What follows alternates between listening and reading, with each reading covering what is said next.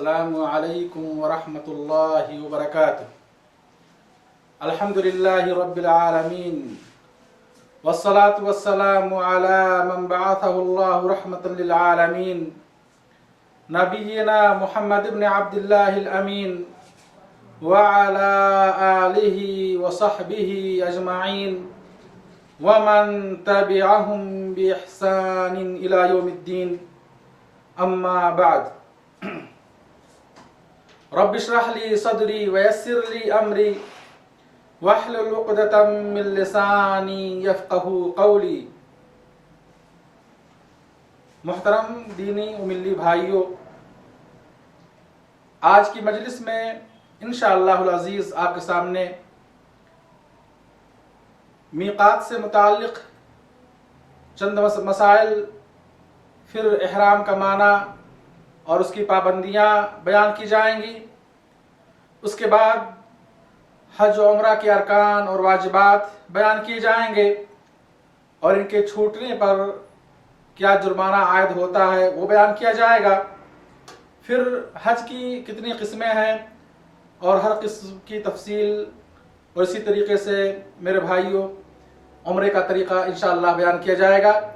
फिर अगली मजलिस में अय्याम हज के हर दिन के अमाल की तफसील बयान की जाएगी।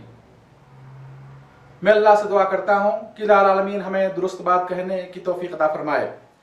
मेरे भाइयों, आप हजरात अच्छी तरह जानते हैं कि अमल के कबूल होने की शर्तों में से एक असासी और बुनियादी शर्त यह है कि वो अमल रसूलुल्लाह सल्लल्लाहु अलैहि वसल्लम की सुन्नत के मुताबिक हो, आपके बताए हुए तरीक़े के मुताबिक हो। अगर हमारा अमल, हमारी इबादत नबी करीम सल्लल्लाहु अलैहि वसल्लम की सुन्नत से हटकर है तो वह इबादत अल्लाह के यहाँ कबूल नहीं है। अल्लाह के नबी सल्लल्लाहु अलैहि वसल्लम फरमाते हैं, मन आमिला अमलन लैसा अलैहि अमरुना फहुव रद्दुन। जिसने कोई ऐसा अमल किया जिस अमल पर हमारा हुक्म मौजूद ना हो तो वो मरदूद है, नाकाबिल कबूल है। इस हदीस को इमाम मुस्लिम ने रवायत की है। फिर फरमाया आपने, खुदू अन्नी मनासिककुम, ऐ मेरी उम्मत के लोगों, ऐ मेरे सहाबा, मुझसे हज के अहकाम सीख लो। मेरे भाइयों, तो आए आज किस मजलिस में हज के कुछ अहकामात सुने ताकि हज में होने वाली गलतियों से बच सकें और हज के अरकान और वाजिबात को सही तौर से अदा कर सकें। मोहतरम भाइयों, इस्लाम ने हज का ज़माना भी मुकर्रर किया है, हज के अय्याम मुकर्रर किए हैं, हज के औकात मुकर्रर किए हैं। ऐसे ही हज के लिए कुछ मकामात को भी मुकर्रर किया है। उन्हीं मकामात पे आप हज कर सकते हैं, उन्हीं दिनों और महीनों में आप हज कर सकते हैं। उन मकामात के अलावा किसी और मकाम पे, उन दिनों और महीनों के अलावा किसी और दिन महीने में आप हज नहीं कर सकते। इसे फ़ुक़हा ने मीक़ात मकानी और मीक़ात ज़मानी से ताबीर किया है। मीक़ात ज़मानी इस्लाम ने इहराम के लिए महीने मुकर्रर किए, औकात मुकर्रर किए। और कुरान करीम में अल्लाह फरमाते हैं, अल हज्जु अशहुरुम मालूमात, हज के महीने मुतअय्यन है, मालूम है, मुकर्रर किए गए हैं और वो शव्वाल, ज़ुल्क़ादा और ज़ुल्हिज्जा के शुरू के 10 दिन हैं। इन्हीं दिनों में हज के लिए इहराम बांध सकते हैं। इनके अलावा किसी और महीने में या इनसे पहले रमज़ान के महीने में या किसी और महीने में हज का इहराम नहीं बांध सकते। इसी तरीके से हज के अय्याम मुतअय्यन हैं जो 8 ज़ुल्हिज्जा से शुरू होकर 12 या 13 ज़ुल्हिज्जा को ख़त्म होते हैं। इसी तरीके से मेरे भाइयों, अरफा, मिना और मुज़दलिफ़ा के दिन और रातें भी क्या मुतअय्यन हैं। उन्हीं दिनों में वहाँ जाना है, उन्हीं रातों में वहाँ रहना है। इस तरीके से ये मीक़ात ज़मानी। मीक़ात मकानी है कि इस्लाम ने इहराम बांधने के लिए जगह मुकर्रर की हैं, ऐसे ही तवाफ़ व सई के लिए जगह मुकर्रर की हैं और हज के दीगर अरकान अदा करने के लिए जगह मुकर्रर की हैं, मकामात मुकर्रर किए हैं। उन मकामात को मीक़ात मकानी कहा जाता है। मीक़ात जो आम तौर से मशहूर और मारूफ है, जहाँ से आप हज की नीयत करेंगे या उम्रा की नीयत करेंगे, वो कुल 5 सहाबी रसूल अब्दुल्लाह इब्न अब्बास रज़ियल्लाहु अन्हुमा से रवायत है। کہ रसूलुल्लाह सल्लल्लाहु अलैहि वसल्लम ने मदीना वालों के लिए जुल्हुलैफा मिकात मुकर्रर किया, शाम वालों के लिए जुहफा मुकर्रर किया, नजद वालों के लिए करने मनाजिल मुकर्रर किया और इराक वालों के लिए ज़ात इर्क मुकर्रर किया। इस तरीके से यमन वालों के लिए यलमलम मुकर्रर किया। ये इन शहरों के लिए मीकात हैं और वह लोग जो इधर से गुजरेंगे उन शहर वालों के लिए भी ये 5 जगह मीकात मुकर्रर की गई हैं। और वह लोग जो मीकात और मक्का के दरमियान रहते हैं, जिन्हें हिल कहा जाता है, जिन्हें असहाबे हिल कहा जाता है, जो मीकात और मक्का के दरमियान रहने वाले लोग हैं, वो जब हज और उम्रे का इरादा करेंगे तो अपने घर से ही हज या उम्रे का इहराम बांधेंगे। और मक्का वाले हज के लिए अपने घर से इहराम बांधेंगे, और अगर मक्का वाले उम्रा करना चाहते हैं तो हुदूद मक्का से बाहर निकलकर हिल में आकर के वो इहराम बांध कर जाएंगे। मेरे भाइयों, ये है मीकात की तफसील जिसे इस्लाम ने इहराम बांधने के लिए मुकर्रर किया। आए देखें इहराम किसे कहते हैं। बाज़ लोग समझते हैं कि इहराम 2 चादर को कहते हैं। इहराम दरअसल इहराम का माना है हराम कर लेना, वो चीज़ें जो आपके लिए हलाल थी, आपने हज या उम्रा की नीयत करके उन चीज़ों को अपने लिए हराम कर लिया। तो इहराम दरअसल नीयत को कहते हैं। हज या उम्रे में दाखिल होने की नीयत को इहराम कहते हैं। जब बंदा हज या उम्रे में दाखिल होने की नीयत करे तो उसके लिए वाजिब है, अगर मर्द है तो मर्द के लिए ज़रूरी है कि वो सिले हुए तमाम कपड़ों को निकाल कर 2 चादर इस्तेमाल करे, एक चादर तहबंद के तौर पर और दूसरी चादर ओढ़ने के लिए। तो ये 2 चादरें मर्दों के लिए इहराम का लिबास हैं। औरतों के लिए इहराम का कोई ख़ास लिबास नहीं है, बल्कि वो लिबास जिसमें औरियानियत ना हो, बेपर्दगी ना हो, जिसमें सत्रपोशी हो, खा किसी भी रंग का हो, वो बतौर वो हालत इहराम में पहन सकती हैं, बशर्ते कि उसमें पर्दा हो, सत्रपोशी हो। तो मेरे भाइयों, ये है इहराम की तफसील। आए देखें कि इहराम की हालत में हमें किन कामों से बचना है। मेरे भाइयों, इहराम की हालत में बालों का काटना मना है, नाखून काटना मना है, खुशबू लगाना मना है, मर्दों के लिए सिले हुए कपड़े पहनना मना है, ऐसे ही मर्दों के लिए सर ढांपना मना है। अगर इन कामों में से कोई काम किसी शख्स ने जानबूझकर कर लिया तो उसके ऊपर फिदिया होगा। फिदिया ये है कि या तो 3 रोजे रखे, या 6 मिस्कीन को खाना खिलाए, या 1 बकरी ज़बह करे। इन तीनों कामों में से जो काम भी कर ले तो फिदिया अदा हो जाएगा। लेकिन अगर किसी शख्स ने भूलकर सिले हुए कपड़े पहन लिया, या जहालत में पहन लिया, या भूलकर या जहालत में सर ढांप लिया, या भूलकर या जहालत में खुशबू लगा लिया, या नाखून काट लिया, अगर ये काम भूलकर या जहालत में किया है तो उसके ऊपर कोई फिदिया नहीं, कोई दम नहीं। इसी तरीके से हालत इहराम में निकाह करना, निकाह का पैगाम देना या किसी का निकाह करवाना, ये सब मना है। अल्लाह के नबी सल्लल्लाहु अलैहि वसल्लम फरमाते हैं कि मुहरिम न निकाह करे, न निकाह करवाए, न किसी को निकाह का पैगाम दे। यह हदीस सही मुस्लिम के अंदर मौजूद है। मेरे भाइयों, इसी तरीके से हालत इहराम में खुश्की का जानवर शिकार करना मना है। अगर कोई शख्स जानबूझकर हालत इहराम में खुश्की का जानवर शिकार करता है तो उस पर वाजिब है कि वो उसी के हम मिसल जानवर दम के तौर पर ज़बह करे, फिदिये के तौर पर ज़बह करे, या है कि उस जानवर की कीमत लगाए और उस कीमत से गल्ला खरीदे और एक एक मुद एक एक मिस्कीन को दे। यह है इहराम की हालत में शिकार करने का फिदिया और जुर्माना। ऐसे ही हालत इहराम में बीवी के साथ हम बिस्तरी करना और बोसो किनार करना ये भी मना है। अगर किसी शख्स ने इहराम की हालत में तहल्लुल असगर से पहले बीवी के साथ हम बिस्तरी कर लिया तो उसका हज बातिल हो जाएगा और उसके ऊपर कज़ा करना वाजिब हो जाएगा और उस पर वाजिब होगा कि वो 1 मुकम्मल ऊँट अल्लाह की राह में मक्के के अंदर ज़बह करे, उस पर ये फिदिया मुग़ल्लज़ा होगा।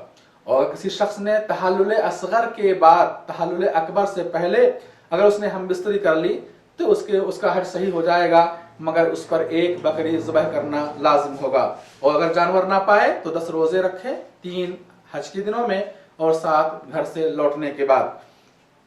اگر عمرہ کرنے والا شخص حالت احرام میں بیوی کے ساتھ ہم بستری کر لیا تو فدیے کے طور پر وہ ایک بکری ذبح کرے گا، مکے کے اندر، حرم کے اندر، حرم مکہ کے اندر، اور اس میں سے دم میں سے، فدیے میں سے وہ شخص خود کچھ نہیں کھائے گا۔ ایسے میرے بھائیوں، احرام کی حالت میں موزہ یا دستانہ پہننا منع ہے۔ ایسے ہی عورت کے لیے نقاب لگانا منع ہے۔ نقاب اس پٹی کو کہتے ہیں جس سے صرف آنکھیں کھلی ہوتی ہیں اور سر پورا باندھ دیا جاتا ہے۔ احرام کی حالت میں عورت ایسا نقاب استعمال نہیں کرے گی جس سے صرف آنکھیں کھلی ہوں اور سارا چہرہ اور سر کیا پٹی سے بندھا ہوا ہو۔ ہاں، عورت احرام کی حالت میں اجنبی مردوں سے پردہ کرے گی، لازماً پردہ کرے گی، اس لیے کہ عورت کے لیے پردہ ہر حال، اجنبی مردوں کے سامنے ہر حال میں کیا ہے؟ واجب۔ لیکن پردے کی صورت یہ ہوگی کہ وہ اجنبی مردوں کے سامنے جب آئے گی، جب ادھر اجنبی مرد ہوں گے تو وہ اپنا دوپٹہ، اپنی اوڑھنی وہ سر سے چہرے پر لٹکا لے گی، جیسا کہ عائشہ رضی اللہ تعالی عنہا کہتی ہے کہ جب ہمارا گزر اجنبی قافلے سے ہوتا جہاں اجنبی مرد ہوتے تو ہم اپنے دوپٹے کو، اپنے خمار کو، اپنی اوڑھنی کو اپنے چہرے پر لٹکا لیا کرتے تھے۔ میرے بھائیوں، یہ ہے حج کے احرام کی پابندیاں۔ احرام کی حالت میں جو کام منع ہے، اور اگر کوئی شخص ان کاموں میں سے کوئی کام جان بوجھ کر لیتا ہے تو یہ اس پر جرمانہ عائد ہوتا ہے، جن کی تفصیل ہم لوگوں نے سن لی۔ اعمال حج میں، حج کے کاموں میں کچھ کام ایسے ہیں جو ارکان کی حیثیت رکھتے ہیں، اور کچھ کام ایسے ہیں جو واجبات کی حیثیت رکھتے ہیں، اور کچھ کام ایسے ہیں جو سنن کی حیثیت رکھتے ہیں۔ اعمال حج میں وہ کام جو ارکان کی حیثیت رکھتے ہیں وہ کل 4 ہیں۔ 4 کام ارکان حج ہیں۔ ان 4 کاموں میں سے اگر کوئی کام چھوٹ گیا تو اس شخص کا حج نہیں ہوگا اور اس پر قضا کرنا ہوگا۔ پہلی چیز نیت کرنا، احرام، نیت کرنا، یہ حج کے یا عمرہ کے ارکان میں سے ایک رکن ہے۔ دوسرا رکن حج کا عرفہ جانا، عرفہ میں وقوف کرنا، عرفہ میں ٹھہرنا۔ تیسرا رکن طواف افاضہ کرنا، اور چوتھا رکن صفا اور مروہ کے درمیان سعی کرنا۔ یہ حج کے 4 ارکان ہیں۔ احرام یعنی نیت کرنا، نمبر 2 عرفہ جانا، نمبر 3 طواف افاضہ کرنا، نمبر 4 سعی کرنا صفا مروہ کے درمیان۔ ان کاموں میں سے کوئی کام اگر چھوٹ جائے، چاہے جان بوجھ کر چھوٹ جائے یا بھول کر چھوٹ جائے، تو اس شخص کا حج باطل ہو جائے گا، اس کا حج نہیں ہوگا۔ ایسے حج کے کچھ اعمال ایسے ہیں جو واجبات کی حیثیت رکھتے ہیں، اور وہ کل 7 ہیں۔ ان 7 کاموں میں سے کوئی کام اگر چھوٹ گیا تو حج تو ہو جائے گا مگر اس پر دم دینا لازم ہوگا۔ پہلی چیز میقات میں نیت کرنا، یعنی میقات میں احرام باندھنا، یہ واجب ہے۔ باہر کے لوگوں کے لیے، جو میقات کے باہر کے لوگ ہیں، ان پر واجب ہے کہ وہ میقات میں نیت کرے، میقات جائے، وہاں احرام باندھیں۔ نمبر 2 عرفہ میں سورج ڈوبنے تک ٹھہرنا واجب ہے۔ نمبر 3 عرفہ سے واپس ہوتے ہوئے 10 ذو الحجہ کی رات مزدلفہ میں گزارنی واجب ہے۔ نمبر 4 11، 12، 13 کی راتیں مینا میں گزارنی واجب ہے۔ نمبر 5 جمرات و کنکریاں مارنا واجب ہے۔ نمبر 6 حلق، بالوں کا حلق کروانا یا کٹوانا، یہ بھی کیا ہے؟ واجب ہے۔ نمبر 7 الوداعی طواف۔ یہ 7 کام حج کے واجبات ہیں۔ ان واجبات میں سے کوئی واجب اگر چھوٹ گیا تو ایسے شخص کے اوپر کیا ہے؟ دم دینا لازم ہوگا مکے کے اندر، اور اس کا گوشت مکے کے فقراء میں، مساکین میں تقسیم کیا جائے گا، اور وہ شخص خود اس میں سے کچھ نہیں کھائے گا۔ ایسے ہی اگر کوئی شخص حج تمتع کر رہا ہے یا حج قران کر رہا ہے تو اس پر ہدی ذبح کرنا، جانور ذبح کرنا، قربانی کرنا لازم ہے۔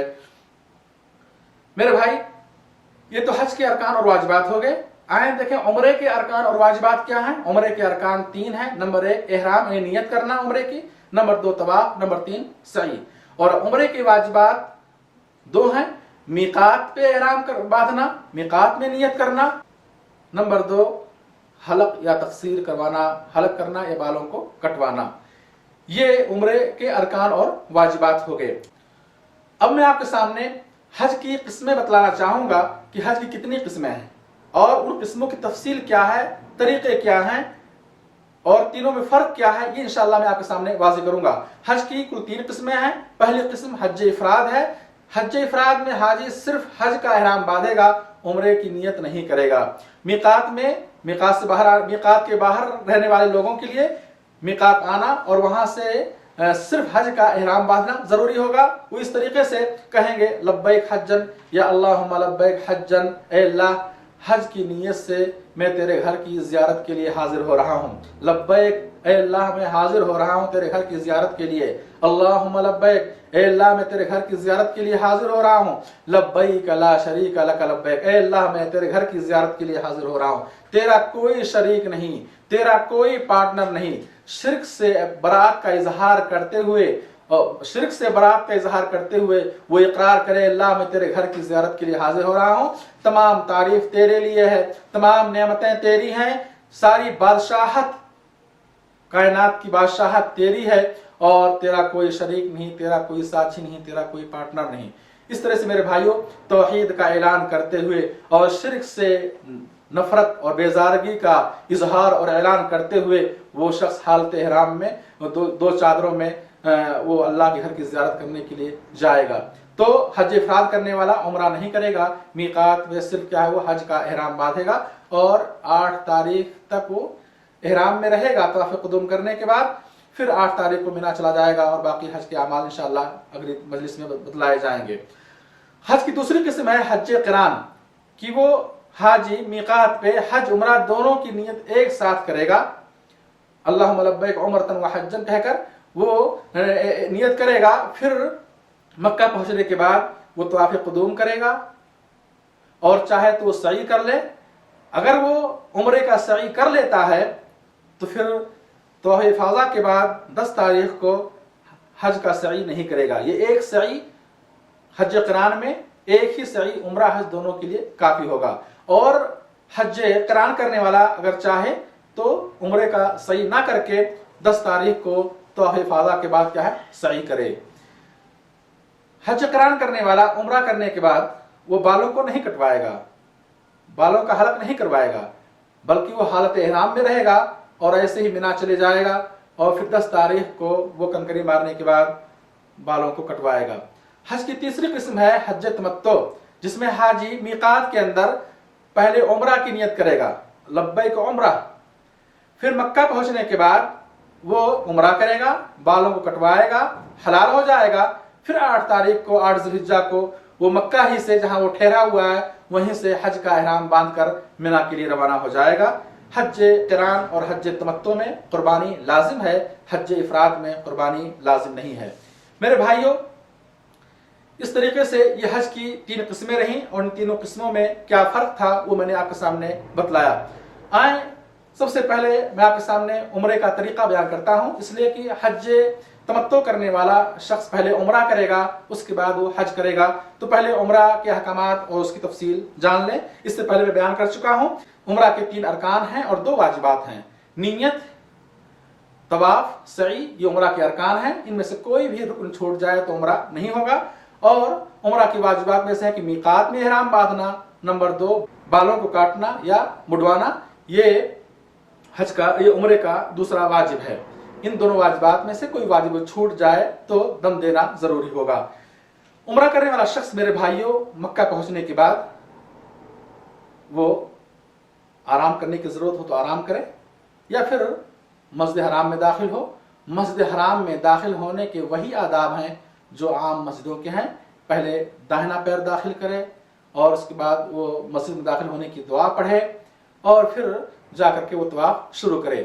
طواف شروع کرنے سے پہلے وہ وضو کرے گا اس لیے کہ طواف کے لیے وضو شرط ہے، طواف کے لیے وضو شرط ہے، طواف عبادت ہے، طواف نماز ہے، مگر اللہ سبحانہ و تعالیٰ نے اس میں بات چیت کو حلال قرار دیا ہے، ورنہ طواف کے وہی احکام ہے۔ طواف کے لیے طہارت ویسے ہی شرط ہے جیسے نماز کے لیے طہارت شرط ہے۔ طواف عبادت ہے، اس میں نیت کا ہونا ضروری ہے، مگر وہ نیت دل سے ہوگی، زبان سے نیت کے کلمات نہیں کہے جائیں گے، طواف سے پہلے زبان سے نیت کے کلمات نہیں کہے جائیں گے، اس طرح کوئی ثبوت نہیں ہے۔ طواف عبادت ہے، نیت ہوگی مگر دل سے ہوگی، زبان سے نہیں۔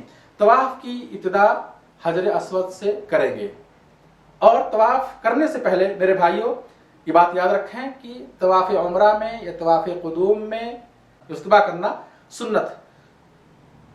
इस्तवा किसे कहते हैं? यानी चादर का एक हिस्सा दाहिने कंधे के नीचे से लाकर बाएं कंधे पर रखें, यानी दाहिने कंधे को खुला रखेंगे। ये तवाफ कुदूम और तवाफ उम्रा में सुन्नत है, मुस्तहब है, और तवाफ के 7 चक्कर में इस्तवा किया जाएगा।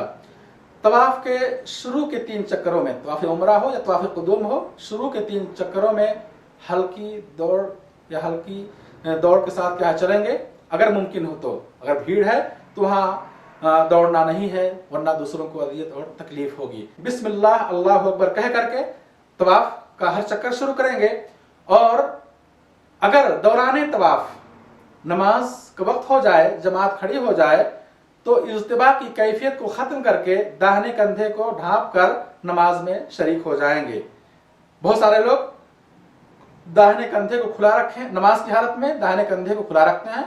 ऐसे लोग याद रखें कि उनकी नमाज नहीं होगी, इसलिए कि नमाज में सत्र पोशी जो है जरूरी है। मर्दों के लिए सत्र की जो जगह है नमाज की हालत में वो कंधे से लेकर घुटने तक है, इतना ढका होना जरूरी है, वरना उसकी नमाज नहीं होगी। तो अगर तवाफ के दौरान नमाज का वक्त हो जाए, जमात खड़ी हो जाए, तो इज्तिबा की कैफियत को खत्म करके दोनों कंधों को ढांप कर नमाज में क्या है शामिल हो जाएंगे।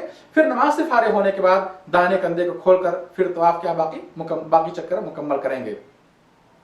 मेरे भाइयों, अगर तवाफ के दौरान वजू टूट जाए तो फिर उस सूरत में तवाफ करने वाले के लिए जरूरी है कि वो जाकर फिर से वजू करे और वजू करके वो नए सिरे से तवाफ शुरू करे, नए सिरे से तवाफ शुरू करे। वजू टूटने से तवाफ बातिल हो जाता है, जैसे वजू टूटने से नमाज बातिल हो जाती है, और वजू करने के बाद फिर वो नए सिरे से तवाफ शुरू करेगा। इसी तरीके से मेरे भाइयों, हर चक्कर के लिए कोई खास दुआ साबित नहीं है, हर चक्कर के लिए कोई खास दुआ अल्लाह के नबी सल्लल्लाहु अलैहि वसल्लम से साबित नहीं है, बल्कि तवाफ करने वाला शख्स अल्लाह की तारीफ, उसकी बड़ाई, उसकी बुजुर्गी, उसकी पाकी बयान करे। सुभान अल्लाह, अल्हम्दुलिल्लाह, अल्लाहु अकबर, ला इलाहा इल्लल्लाह, वहदहु ला शरीका लह, लहुल मुल्क व लहुल हम्द, व हुवा अला कुल्लि शैइन कदीर, व ला हौला वला कुव्वता इल्ला बिल्लाह। अपने लिए, अपने घर वालों के लिए और उन लोगों के लिए जिन्होंने दुआ करने की वसीयत की है, ताकीद की है, ऐसे ही तमाम मुसलमानों के लिए वो खैर और भलाई की दुआ करे। और जो दुआएं उसे याद हों, कुरान करीम की जो सूरतें उसे याद हों, उन सूरतों की तिलावत करे, उन दुआओं को पढ़े, यहां तक कि वो रुकने यमानी के पास पहुंच जाए। जब रुकने यमानी के पास पहुंचेगा तो अगर रुकने यमानी का छूना मुमकिन हो तो दाएं हाथ से छुएगा, और अगर छूना मुमकिन ना हो तो फिर तवाफ को जारी रखेगा। छूने के बाद, रुकने यमानी को छूने के बाद बोसा नहीं लेना है और ना ही रुकने यमानी को चूमना है, बस हाथ से छूने के बाद वो तवाफ क्या है जारी रखेगा। और रुकने यमानी और हजर अस्वद के दरमियान जो जगह है वहां पर रब्बना आतिना फिद दुनिया हसना व फिल आखिरति हसना वक़िना अज़ाबन्नार, ये दुआ पढ़ना मसनून है, मुस्तहब है रुकने यमानी और हजर अस्वद के दरमियान। फिर इस तरह से हजर अस्वद से शुरू करके आपका एक चक्कर आकर के वही मुकम्मल होगा। फिर दूसरा चक्कर, अगर आप दूसरा चक्कर शुरू करते वक्त अगर आप हजर अस्वद का बोसा ले सकते हैं तो बोसा लें, नहीं ले सकते हैं तो हाथ से छू सकते हैं छुएं, अगर नहीं छू सकते हैं तो सिर्फ इशारा करके बिस्मिल्लाह अल्लाहु अकबर कहकर फिर क्या दूसरा चक्कर शुरू कर देना है। इस तरह 7 चक्कर हजर अस्वद के पास से शुरू किए जाएंगे और बिस्मिल्लाह अल्लाहु अकबर कहकर हाथ से हजर अस्वद की तरफ इशारा करते हुए आगे बढ़ना है। इशारा करने के बाद हाथों को बोसा नहीं देना है, नहीं चूमना है, बल्कि सिर्फ इशारा ही काफी है। बिस्मिल्लाह अल्लाहु अकबर कहकर हर चक्कर शुरू करेंगे। 7 चक्कर मुकम्मल होने के बाद दोनों कंधों को ढांप लें, फिर मकाम इब्राहिम के पीछे 2 रकात नमाज अदा करें। कुरान करीम में अल्लाह फरमाते हैं वत्तखिदू मिन मकाम इब्राहिम मुसल्ला, मकाम इब्राहिम को जाए नमाज बना लो, नमाज पढ़ने की जगह मुकर्रर कर लो, बना लो। चुनांचे अल्लाह के नबी सल्लल्लाहु अलैहि वसल्लम ने तवाफ से फारिग होने के बाद मकाम इब्राहिम के पीछे 2 रकात नमाज अदा की। पहली रकात में सूरह अल काफिरून की तिलावत की और दूसरी रकात में आपने सूरह इखलास की तिलावत की। फिर अल्लाह के नबी सल्लल्लाहु अलैहि वसल्लम ने ज़मज़म का पानी पिया। उसके बाद आपने सफ़ा और मरवा की सई की। सफ़ा और मरवा की सई में दोनों कंधों को ढांप कर रखेंगे, वहां इस्तवा और रमल नहीं करेंगे। मेरे भाइयों,